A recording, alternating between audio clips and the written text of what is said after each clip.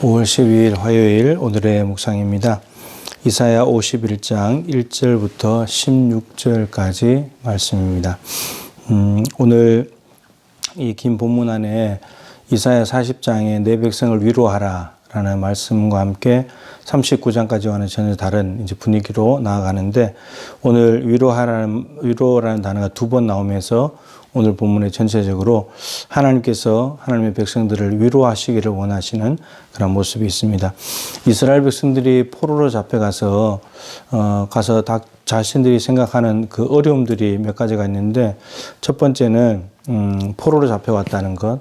그래서 어제 보신 대로 하나님께서 언약을 파괴하시고 하나님 자기가 힘드니까 우리를 팔아버린, 너무나 약해가지고 우리를 팔아버린 그것 때문에 하나님께 원망하는 마음이 있다 그랬죠.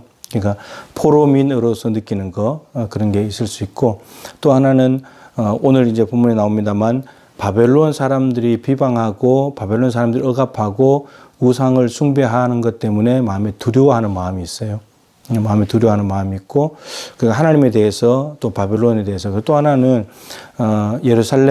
예루살렘이 지금 다 성전이 무너지고 성벽이 불타고 집도 다 부서지고 이렇게 했는데, 포로가 끝나도 돌아갈 수 있을까? 돌아갈 곳이 있을까? 돌아가면 거기서 옛날처럼 평안하게 살 수 있을까? 이제 이러한 여러 가지 고민들이 포로민들의 입장에서 드는 생각이죠. 근데 하나님께서는 말씀하시기를 나는 내 백성을 위로하기를 원하신다. 그 위로가 무엇이냐면 오늘 3절에 나 여호와가 시온의 모든 황폐한 곳들을 위로할 것이다 라고 했습니다. 시온은 예루살렘인데 모든 황폐한 곳, 바벨론에서 짓밟혀 가지고 황폐하게 된 그곳을 위로하기를 원하신다. 그 위로가 어떤 거냐면 그 사막을 에덴 같게 그 광야를 여호와의 동산 같게 하였나니, 하나님께서 에덴 동산 같이 여호와의 동산 같이 회복시키신다 말씀하시는데, 위로하여 회복하였나니, 같게 하였나니, 이미 마치 다 된 것처럼 완료형처럼 이야기합니다. 그러니까 앞으로 될 일인데 이미 된 것처럼 얘기하니까 너무나 확실하다. 예루살렘이 회복되는 것은 너무나 확실한 일이다. 이렇게 지금 이야기를 하고 있다는 거죠. 근데 오늘 이 하나님께서 이 위로하시는 말씀을 하시는데, 중요한 것은 무엇이냐 하면 이 포로민들이 하나님께서 이렇게 하신다고 그럼 이거를 믿음으로 받아들여야 된다는 사실이죠. 40장에 내 백성을 위로하라부터 시작해가지고 하나님은 계속해서 매 장마다 여호와의 종을 보낼 것이고 하나님께서 회복시키실 것이고 돌아오게 할 것이고 예루살렘 평안을 줄 것이다. 끊임없이 말씀하시는데, 이스라엘 백성들이 그것을 믿음으로 받아들일 수 있냐가 문제인데 분위기로 봐서는 잘 받아들이지 않는다는 거예요. 정말 포로살이가 끝나고 돌아갈까? 돌아갈 곳은 있는가? 지금 당장 바벨론이 우리를 힘들게 하고 있는데 현실을 보면 하나님의 약속과는 전혀 정반대의 모습을 가지고 있더라는 겁니다. 끝날 기미가 보이지 않고 하나님의 약속은 너무나 현실과 동떨어진 이야기 같고 그렇게 들린다는 거죠. 그래서 하나님께서 뭐라 그러시냐면 오늘 말씀에 많이 나오는데 내게 들을지어다. 바벨론 사람들이 너희들을 뭐라고 비방하든지 그 말 듣지 말고, 예루살렘에서 어떤 소식이 오든지 간에 그거 듣지 말고 내가 뭐라고 하는지 들어봐라. 하나님께서는 나는 너희들을 위로하고 싶다. 너희들을 위로하고 싶다. 이렇게 합니다.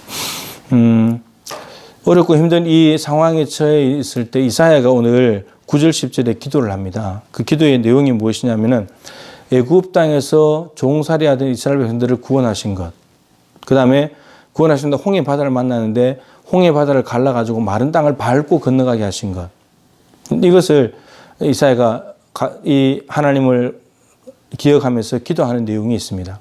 그러니까 우리가 어려움에 처했을 때는 어떻게 되냐, 이 어려움이 얼마나 심각한 일인지, 이 어려움이 얼마나 오래 갈 것인지, 이게 얼마나 지금 나에게 고통을 주는지 이걸 생각할 것이 아니고 하나님은 어떤 분이지? 하나님이 예전에 나에게 어떤 얘기를 행하셨지? 또 실제로 내가 경험하지 않았다 할지라도 이사야도 지금 출애굽 하나님을 실제로 경험한 날인데 그 하나님을 기억했던 것처럼 성경에 하나님은 뭐라고 기록되어 있는가, 이런 것들을 자꾸 떠올리는 거죠. 하나님은 어떤 분이시고 하나님 누구신가. 이사야는 지금 자기가 실제로 경험한 일은 아니지만 애굽 땅에서 구원해 주신 하나님, 그리고 혼돈의 세력인 홍해 바다를 갈라서 마른 땅을 밟고 가게 하시면서 혼돈의 세력에게 승리하신 하나님, 그 하나님을 떠올리면서 하나님 이스라엘 백성들을 위로해 주십시오. 다시 한 번 더 바벨론에서 능력을 나타내셔가지고 제2의 출애굽처럼 애굽에서 구원하신 것처럼 바벨론에서도 건져내 주십시오. 하나님 그 능력을 나타내 주십시오. 라고 기도를 하고 있다는 겁니다. 과거에 만났던 하나님, 성경에 기록된 하나님을 만나서 기도하는 것이 너무나 중요하고 기도했을 때 12절에 이르시되 하나님의 응답이 왔습니다. 너희를 위로하는 자는 나 곧 나이니라. 너희들을 위로하는 사람은 나밖에 없어. 하나님 이렇게 말씀하십니다. 계속해서 말씀이 어떤 부분이죠. 그러면서 말하기를 너는 어떠한 자이기에 죽을 사람을 두려워하느냐.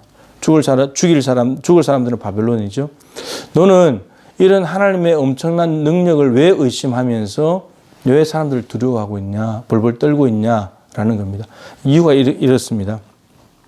13절에 하늘을 펴고 땅의 기초를 정하고 너를 지은 자 여호와를 어찌하여 잊어버렸냐. 여러분 이스라엘 백성들이 하나님이 언약을 파기했고 그래서 이혼 정서를 줬고 하나님이 힘들고 약하니까 우리를 팔아버려서 이렇게 생각하고 하나님을 잊어버렸잖아요. 그러니까 사람이 두려운 거예요. 그러면 거꾸로 하나님이 어떤 분인지를 기억하게 되면 이사야처럼 출애굽의 하나님, 홍해 바다를 가르신 승리의 하나님을 기억하게 되면 하나님으로부터 응답을 기대할 수 있고 사람이 두렵지 않게 되는 거죠. 하나님을 기억하면 사람이 두렵지 않고 하나님을 잊어버리면 사람이 두려워집니다. 하나님께서는 우리 편이십니다. 우리 편이신데 중요한 것은 우리가 하나님 편이 되냐. 시편 118편 6절 7절에 여호와는 내 편이시라 내가 두려워하지 아니하리니 사람이 내게 어찌할까. 다윗도 많은 사람들이 자기를 힘들게 하고 두렵게 하고 있는데 이렇게 말합니다. 하나님 내 편인데 너희들이 어떻게 할까 나한테. 이렇게 말합니다. 적들이 아무리 많아도. 여호수아가 이제 요단강을 건너서 가나안 전쟁을 하러 가야 될 텐데 갑자기 여호와의 군대 장관이 나타났죠. 그러면서 칼을 들고 서 있으니까 전쟁 상황이니까 여호수아가 말한 거예요. 너는 우리 편이냐 저쪽 편이냐 물은 겁니다. 그랬더니 그러면 여호와의 군대 장관이 뭐 여호수아 편이랄지 아니면 가나안 편이랄지 말을 해야 되는데 아니라 나는 여호와의 군대 장관으로 지금 여기에 와 있다. 이게 무슨 말이냐면 여호수아 편도 아니고 저쪽 편도 아니래요. 근데 지금 이 가나안 전쟁을 앞두고 있기 때문에 여호와의 군대 장관이 전쟁하는 군대 장관이 하나님의 심부름으로 왔는데 나는 하나님의 군대 장관으로 왔다. 하나님의 심부름꾼으로 왔다.